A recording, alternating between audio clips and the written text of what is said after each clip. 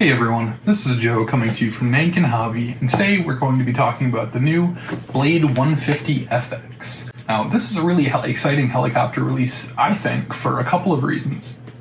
For me in particular, this feels really nostalgic, and actually, probably for a whole generation of heli pilots. If you started flying probably about 15 years ago, there's a really good chance that you started flying with the Blade CX2.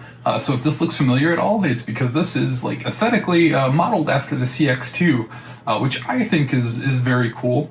Also, I think this is pretty exciting because it kind of fills a niche that kind of has been neglected, I think, for a little while. And we'll get into that a little bit more later. So we're going to be doing an unboxing today. My plan was actually to go out and fly this, but it is storming. Probably not the biggest deal. I'm not the greatest pilot in the first place, and I don't think a thunderstorm was going to help me at all. So you maybe didn't want to see that anyway. We're going to do a little unboxing instead. Let's get into it.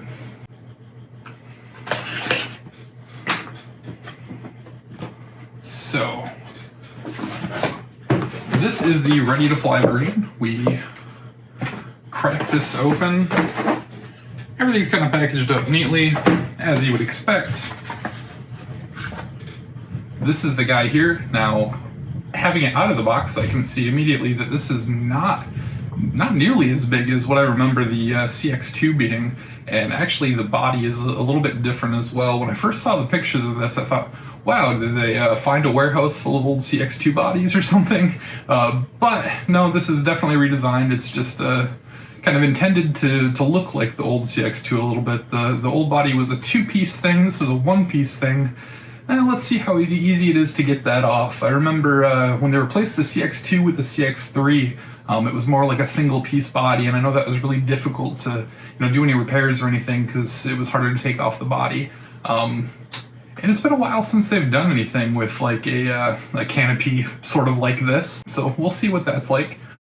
You also then have in the box here, obviously a charger. This is just a USB charger, a battery. This is a Blade branded battery, not a Spectrum Smart battery. This is a 7.4 volt, 320 milliamp battery. They have an extra tail rotor, little bag of tools, extra blades, and probably a manual then under, oh, nope. First thing I pulled out was the manual. Don't be like me, don't immediately open the box and discard the manual. That's not what you should do. With anything, you should be reading your manual. This video is not meant to be a replacement for your manual. Just a little disclaimer there. So, let's move this stuff to the side, and we'll take a look at the heli a little bit closer. So this is the Blade 150 FX again. FX, I don't know how they're doing their designations. FX presumably stands for fixed pitch in some way. The old CX was or the CX2, MCX, those were all coaxial helicopters. It's a little bit stranger because they have collective pitch helicopters that are CFX, so I'm not sure what the F is standing for in all of these. It doesn't seem to be super consistent, or at least that part doesn't carry over between models. But this is a fixed pitch helicopter. Again, this is modeled after the old Blade CX2, but it is very different. That was a coaxial helicopter, meaning it had two sets of rotors kind of stacked on top of each other. They spun the opposite of each other, which made it a very stable design that was kind of the perfect beginner helicopter, or that design was the perfect beginner helicopter. It was a little bit too beginnerish, almost. And I think that whole style of helicopter kind of got pushed by the wayside when we started seeing drones and stuff. They were very stable, they were very easy to learn to fly on. However, they were pretty docile. So even though the CX2, for example, was a little bit bigger than this actually, it couldn't really fly outside super well. It had to be a very calm day just because it couldn't be aggressive enough to fight much wind. This, however, is fixed pitch, which kind of traditionally would have been more of an intermediate step between the coaxial helicopters and the collective pitch helicopters. But nowadays, with all of the stabilization and stuff that they put on these, it is perfectly appropriate to learn to fly on these. The 120S or the new 120S2, those are also fixed pitch helicopters, and that's what we've been kind of recommending to people learning to fly for a little while.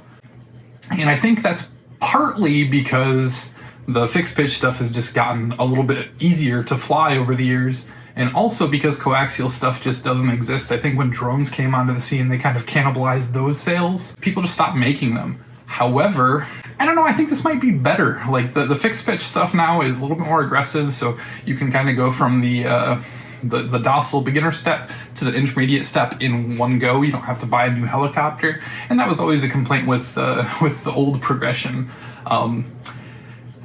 I think for a while there hasn't been much in this beginner sort of vein. It was the 120SR, or excuse me, the 120S is the safe version of the 120SR. That's kind of been all in fixed pitch stuff for a little while. And Blade's been releasing a lot of helicopters, but they've all been kind of on the upper end with collective stuff, or even in the lower end of collective stuff, trying to ease people into collective pitch helicopters. But there hasn't been a great thing to start on for a while. This, I think, is that. So, it's enough of me talking. Let's go over this a little bit. So we have, it's like a little screw thing here that opens the battery hatch. So let's grab this. I did grab a ready-to-fly model, and I suppose we should have went over that when we did the unboxing initially. I wondered what we were missing. So this is the 150FX controller, or transmitter. This is a 6-channel radio. It is not a Spectrum radio, it looks like, or if it is not branded that way. No, in fact, this is FHSS, so it is not Spectrum, it's not DSMX. But it is a 6-channel radio.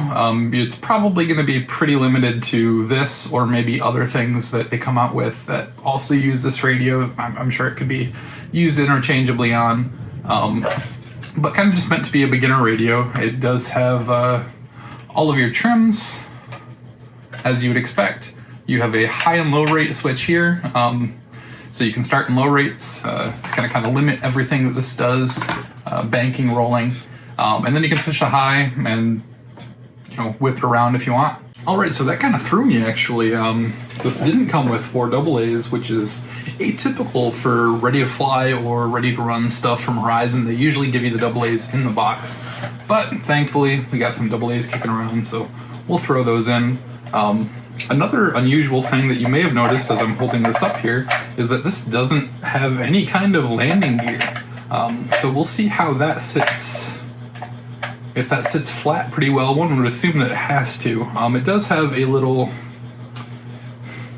spring sort of a thing that it sits on in the rear, holds the tail up, so one would assume it sits flat. And there's actually a little calibration process that you have to go through with this, so you better. Alright, so we got AA's here. We are going to turn this on. There we go. Press and hold the switch, apparently. And we will put in our battery because we wanted to show off the lights here. Now, inside this, we have a little Velcro strap. We don't actually have a lead that this plugs into. It's actually built right into the hatch.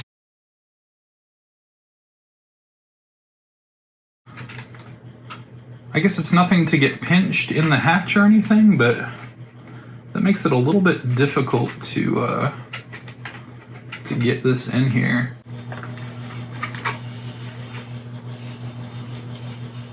And it looks like, despite having the little connector kind of built into the battery hatch there, you do have to make sure that you have your balance lead out of the way, and doesn't really, it does a pretty good job of running the wires so that you can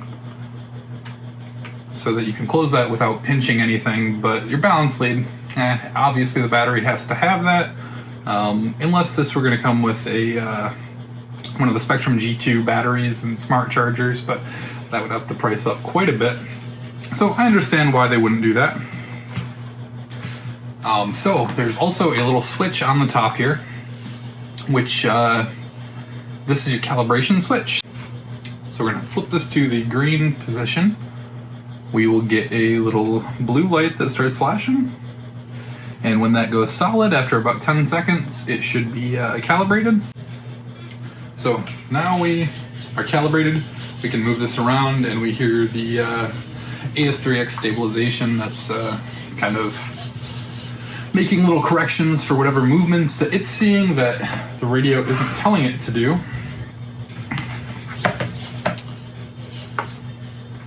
And we do have lights on this, so we have a green light on one side, a blue light on the other. That's pretty good for orientation, which is also great on a beginner helicopter. That's a huge thing that people have a hard time with when they learn to fly, is depending on which way it's facing, your controls are going to be different. If you haven't flown before, you've maybe never seen this, but if you've driven like an RC car or something, as it's coming toward you, everything's backward. Now on a heli, that's a little bit more challenging because you're often changing directions more. You have a third dimension to worry about. But despite not having landing gear, everything does sit pretty flat, which is cool. So some other things that are worth noting about this, this is 228 grams, I believe, as the flying weight, which is under the 250 gram threshold for the FAA, so this does not require any registration or anything, which is pretty cool. It's right around the upper end of what you can fly as a beginner without having to go through registration and stuff, which is, you know, maybe important, but it's all just red tape that makes it harder for an entry-level thing. You know, once you're flying and you know that, like, this is a hobby that I really enjoy, this is my third helicopter or something, yeah, you maybe don't have an issue, you know, going through registration at that point. But I think it's pretty cool that they put it under that weight for a beginner-oriented helicopter. You don't need that red tape as you're trying to get into something. So again, this is the Blade 150 FX. I think this is a really exciting release, a new beginner helicopter. In a market that doesn't have a ton for beginner options. It's kind of reminiscent of the old CX2, which is pretty exciting. I know a lot of people who maybe learned to fly on the CX2 probably aren't looking for another beginner helicopter at this point.